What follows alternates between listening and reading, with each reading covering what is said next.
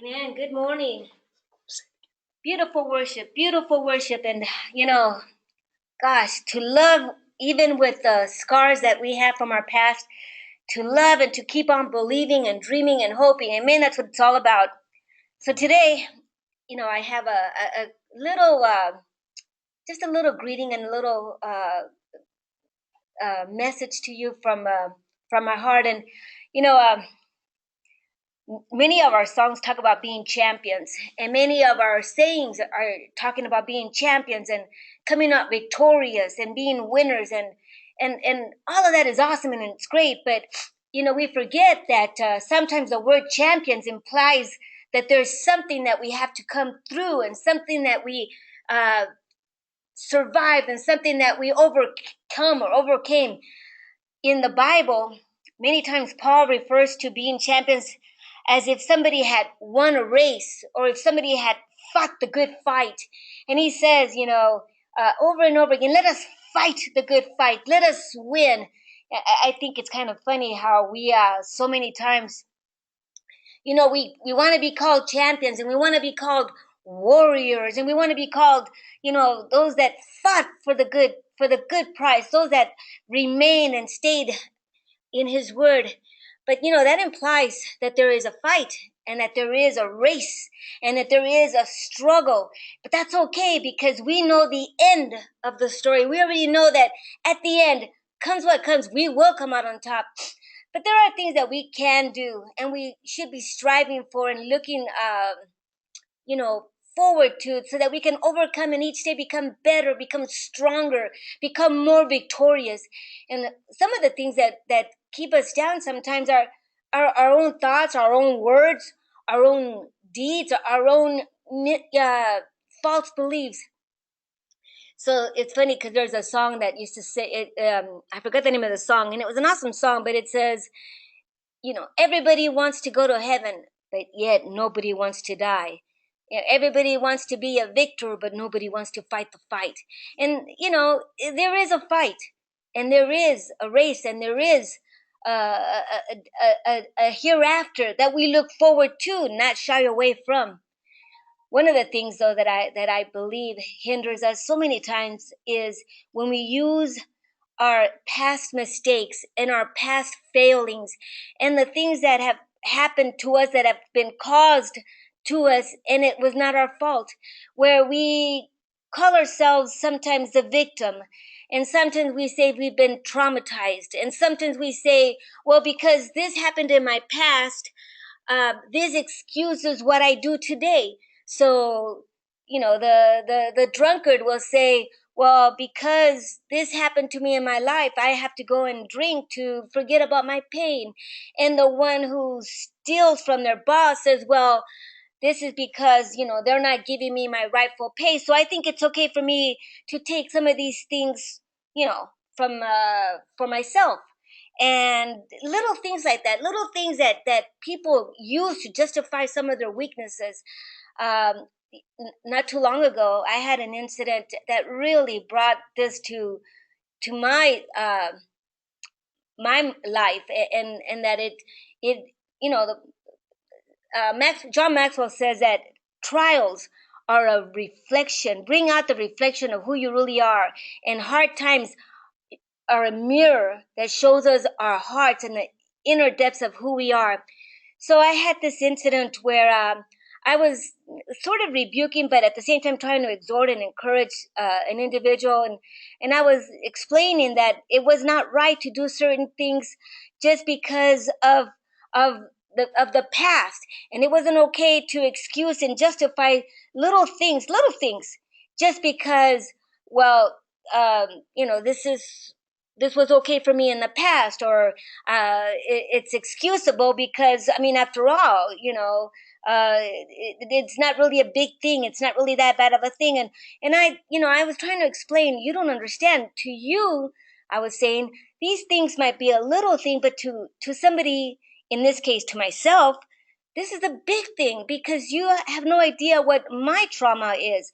For me, little things that you might not understand are a big thing because of what has happened to me in the past. and that is when somebody, comes in and takes everything from you right under your nose and just, leaves you, I mean, with nothing but, the clothes on your back. That's a trauma that I had gone through in the past. And I was using that as an excuse to exhort this person not to make light of little things that are taken, because you have no idea what it might do to the other person. Well, in the midst of all that, it was a revelation to me that I myself was causing hurt, because I was using my past and my trauma and my past hurts to justify, uh, you know, rebuking, or in a way trying to maybe spiritually spank a child who had no idea what was going on. And it it it just it afterwards it broke my heart, because I do not want to hurt anybody. I did not ever want to hurt anyone. And that's one of my prayers. I pray the same prayer as Jabez. Oh, enlarge my borders, and bless me, and extend everything, but do not allow me to cause pain. That is such a huge thing for me, because as believers, we should be healing. We should be waters of refuge. We should be uh, uh, comfort and love and strength and inspiration, not to tear down, not to hurt, not to admonish in a negative way. So let us not use our past, our hurts, our scars, those things that have in the past stomped us. Let us not use those as an excuse, because we have no excuse. We are on the top. We are the victors. We are victorious. We are champions.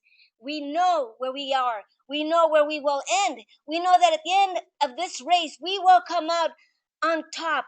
So let us fight the good fight. Let us live and run the race, knowing that we no longer are the victim of any past, any hurt, any trauma. Amen. God bless you. Amen. Well, welcome and good morning. Well, I'm excited this morning for a lot of things that we've all gone through during the week. I don't know how your week was, but I always give you a little update on my week and bring it into the message so that you kind of get inspired by um, by how the Lord is just being like true glass that you could see one individual, and by this one individual, you could see that this is how it's normal for everybody. We all walk through life together. We're all together, and I'm very grateful for the Lord that Lori and I actually have jobs, uh, secular jobs, because it gives us an opportunity to experience what the average person that is not in like ministry or something like that. And I mean, the Lord change it, that's fine. But I'm glad that Laurie and I actually we attempt to bring this ministry from like true glass, like you can just see right through us, so that you can see that we're in the trenches with you, just like you are. So we want to encourage you with these messages, with the music, so that you will begin to um, with us going from glory to glory. You go with us, um, being trained, becoming uh, um, champions. Every aspect of our lives to become those champions that when we're running the race, like Lori said, we're running the race like as if we're running to win, and that's what reason we we're glad that you meet up with us here, is so that you can hear it from our heart, that we are running that race with you here, and attempting to be seen as just be seen as true glass, getting changed from glory to glory. And Lori kind of gave you that message where she kind of um, struggled, and I kind of touched on it last week's message, but I didn't have permission to give any of it. But she gave it on her own this morning, and that's awesome. But you can absolutely tell that I can tell, and I just help you, because I've known Lori uh, um, for so long. I can tell that she's going from glory to glory from that incident. Um, I at one time it wouldn't have been the same way, and now it was on her heart to write that second letter and just say, you know what, um, uh, to correct it, and when we correct, what we're actually hearing in that correction, when we correct things in our lives, is that we're hearing the voice of God saying in detail, no, that's not, it's as if we don't have a foggy ear anymore, and we can hear him saying, no, that's not exactly how it was. You need to maybe uh, look at some other areas that maybe it was something else. And so we correct ourselves. The Lord allows us to do that, and when we do that, I just know that the Lord is taking us from glory to glory to become even more marvelous champions, so that the world can see uh, uh, um, a reflection of his power, of his saving hands on our lives in every situation, of his amazing love. So we're going to get started here with the message, and the message is called "Enjoying Walking with God." And this is an amazing thing. This week, I had to work overtime, almost 22 hours overtime this week. Yeah, and it was awesome. This morning, I got here and I put together the equipment and everything, got it all prepared for today, for the recording, and I wasn't tired. I was filled, jazzed, strengthened, encouraged, and just enjoying walking with God. But when I was at work, it's amazing.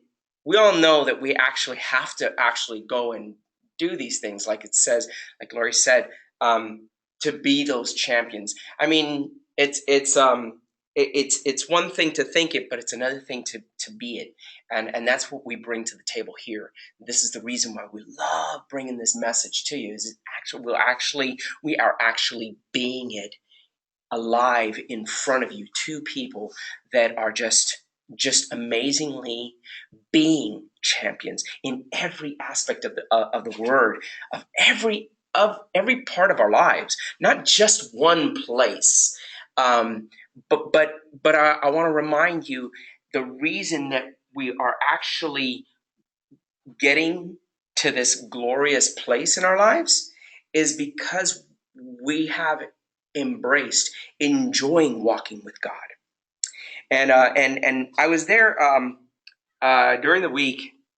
It started Monday, just slammed up, working overtime, and my boss on Monday, he said, "Hey, if you can come in this week, I don't care." One of our coworkers was out, and we knew that new employees were coming out of training this week, and I kid you not, I think 20 new employees came out, and that means that we were responsible. So there was only 2 people that was responsible for that. So I had already known that that was going to happen. So I set myself like in a zone, and Lori can testify that every morning I just woke up at 3:30 in the morning, just forget about everything else and just focus on getting to work. So I got to work, and Tuesday was no big deal. Tuesday I was allowed to just, I had some stuff that I had to do at the building that I actually park at. So, so there was no worry about any shuttle because I was going to be there for several hours. And then I knew that I was going to go over to the other building, and the shuttle was going to be available for us. So no worries. It's not really far, by the way. It's just a distance. It's a good distance, a good walking distance. But anyway, so I knocked out Tuesday, and that's like from 4:30 to 6 in the evening, 4:30 in the morning to 6 in the evening, and knock that out, and just jump in my car and just do it all over again on Wednesday. But Wednesday came, and I get to the parking lot, and I park my truck, and I'm looking, and I'm like, well, where's the shuttle? Now, mind you, I know I gave you information about the shuttle just a few minutes ago, but I didn't know about the shuttle at the time. I didn't know it comes at 5, because Tuesday I was in Maine, in the main building there, so I didn't know, because even though I arrived at 4:30. But Wednesday comes, and so I have a number of one of the shuttle drivers, and I call him. I say, hey, I'm here, and I need to get over to the other building. And he says, we don't get in until 5. And so I actually realized that. So you know what? I just said, all right, no worries, no problems. I just come on, let's walk over there. So I'm walking over there, and I'm walking with God. It's it's the streets are lit up. It's dark. 4:30 in the morning is dark, but the streets are all lit up, and I'm just walking, and I have this amazing feeling that God is with us. And I'm walking, and I'm alone, and I love the very fact that I get a lot of alone time with God, and I take advantage of it. I just it's like a sponge. I just want to get all into him being here with us, that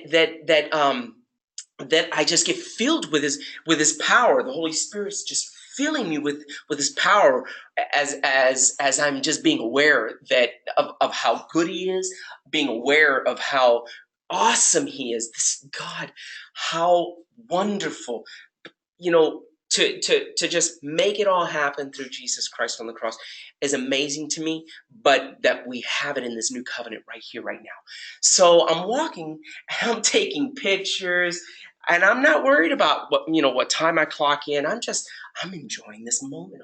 I know that they're not that frequent, because we have times we have to be with people, whether we're in the corporate office, we're there, we have to spend some time, all kinds of people are there in the office. And so you really can't, really focus all your thoughts, and just have that one-on-one with God, like these kind of moments. And so I just took advantage. So I'm walking, I'm taking pictures, and I'm taking my time, because I know I'm in the presence of God. But I get to the building, I get clocked in, and I start working on imaging some computers that I know that I'm just knocking them out. I'm doing 4 at a time. I'm in the zone. I'm just do. And as I'm doing it, I'm just being very aware that God is there. And a lot of things that I do, I don't know if you guys know this about me, but I just take advantage. I listen to the Lord speaking to my soul, and whatever He tells me to do, I do it. Like this time, He said, "Hey, put on last week's message." So I put on last week's message, and I have it on my belt clip on my phone, and it's playing, and I don't have any headset on. I'm in the office by myself. It's 4:30 in the morning, and I know that nobody's going to come in until about 6:30. So I've got that time that I could just listen. So I'm just getting, I'm just with my ears just listening to the message, and just being super encouraged. This is how I encourage myself. To be that champion when people come in, I'm all filled up so that I could minister to them. Not, it's not always just speaking about the Bible. Sometimes it's just the reflection of the permeating love that you feel about the enjoying right that you have to enjoy walking with God, that they can feel that. And sometimes it's not even words about the Bible and scriptures. Sometimes it's just talking to them in a kind and gentle way, helping them with a problem. But I get to help them, and I'm the help, and God has a chance to let His radiant, just love, just be there, because I'm enjoying being in that very present, in that very moment. I'm aware that He is there, and He's loving on us, and He's loving on the person that I'm talking to. By the gentleness, by the willingness to help them in a gentle, a kind way, not a hurting way. To not be frustrated with this person. They can also feel that I'm not frustrated with them, but I am delighted to help them, and they can feel that. I really want to emphasize they can feel that. So you're really actually ministering to them without even using the Bible.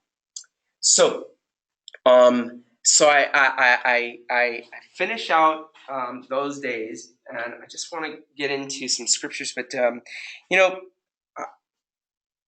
I just want you to remember that to dwell on. I'm going to give you some scriptures this morning, but as you get these scriptures, I believe that the Lord wants you to dwell on the fact that the scriptures that are given today are to enjoy Him as you think of Him with you, talking to you through the scriptures. Okay, so keep that in mind as we go into the scriptures this morning. And I'll start in Psalm 8:6, and it says, "You made them rulers over the works of your hands. You put everything under their feet." And it reminds me of David, King David, in 2 Samuel 22:1. It says that David departed from there and escaped to the cave of Adullam. And when his brothers and all his when his brothers and all his father's house heard it, they went down there to him, and everyone who was in distress, and everyone who was in debt, and everyone who was bitter in soul gathered to him, and he became commander over them. And there were with him about 400 men. And I go there, I take you to 2 Samuel 23:8-39. I don't have time to read about all the mighty men that David commanded, but I want to, you can go there on your own time, but I want to remind you that that because of the way he thought, because of the way he thinks, you hear him say, "You made them rulers over the works of your hands. You put everything under their feet." He has this mentality that you made me as a champion in this world. You placed everything under my feet, and you put everything under my feet, and I am a champion because of you. I want to remind you of his mindset, and this is what made David and his mighty men so valiant in warrior in the earth as they took the land. You have that mindset that you have been given, that God has given you every right through Jesus Christ to reign on this land, and you are a champion. And champions, you will command over them. You see this day in and day out, that you can do 22 hours of overtime and still be speaking a great oath that God has for us and speak this into people's lives.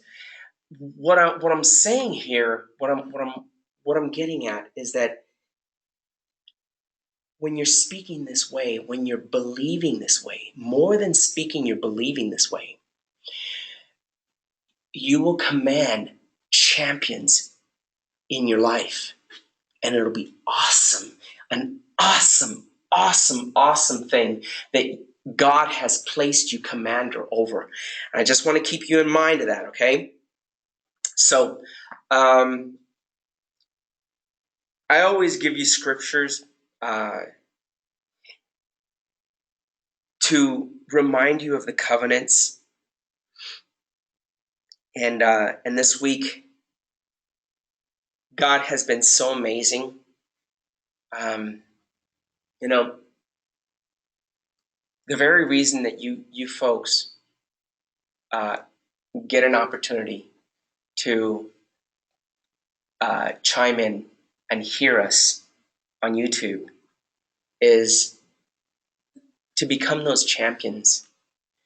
God has given you his every word and his every promise that he will fight for you in every situation, that you will come into existence during the day. And we want to encourage you. And this is the reason why we give you the scriptures. Exodus 14:14, the Lord will fight for you. People, I want you to remember, this is a resting place. This is where champions are created. That mindset that God will fight for you. You need only to stand in the day, believing beyond a shadow of a doubt that God will deliver, restore, protect, provide, day in, day out, walk with you, allowing you blamelessly, walking in his presence, enjoying him, enjoying him, enjoying him. Well, folks, I give you the benediction. And I thank you that you get to chime in and listen to these things. These things are good for your soul. I just want to remind you that in Philippians 4:8-9, it says, finally, believers, keep your heart meditating on what is true, like scriptures that God loves us, is for us, to the extreme of making the greatest sacrifice to cleanse us through his Son. Whatever is honorable and worthy of respect, whatever is right and confirmed by God's word, whatever is pure and wholesome, whatever is lovely and brings peace, whatever brings courage and loving kindness, if there is any excellence, if there is anything worthy of praise, think continually on these things. Center your mind on them and implant them in your heart, the things which you have learned and received and heard and believed, that God is for you and extremely loves you, to the point of paying your debt, so you could live enjoyably relaxed in his presence without fear or worry. Practice these things in daily life, and the God who is the source of peace and well-being, you will always feel ever so presently that he is with you and for you. Well, my friends, as we say every week, though Lori and I leave you, we know the Lord never leaves you. Go with him. Enjoy this week. You are champions. Until next week, we love you guys. Enjoy.